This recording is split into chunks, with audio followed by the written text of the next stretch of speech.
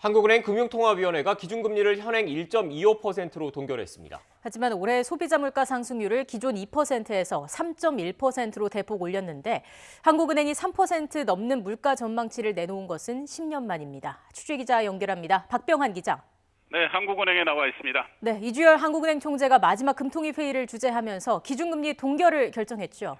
네, 그렇습니다. 한국은행 금융통화위원회가 오늘 오전 회의를 열고 기준금리를 1.25%에서 동결하기로 했습니다.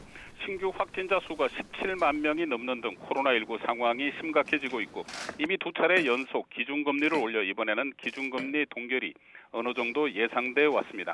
앞서 금통위는 지난해 11월과 올해 1월 잇따라 기준금리를 0.25%포인트씩 올렸고 지금까지 금통위가 세 차례 연속 기준금리를 올린 사례는 없습니다. 이미 많이 오른 시장금리와 대출 이자 인상으로 일반 가계나 자영업자의 이자 부담이 커질 것을 고려한 것으로 보입니다.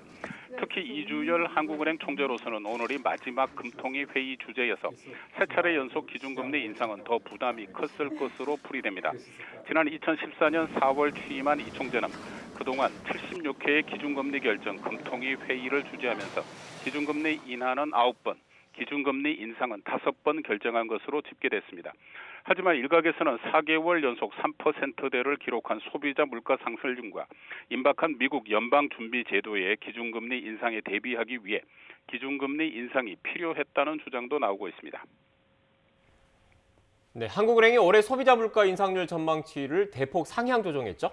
네, 그렇습니다. 한국은행은 올해 경제 성장률을 3.0%, 내년 성장률을 2.5%로 전망하면서 소비자 물가 상승률을 올해 3.1%, 내년 2.0%로 조정했습니다.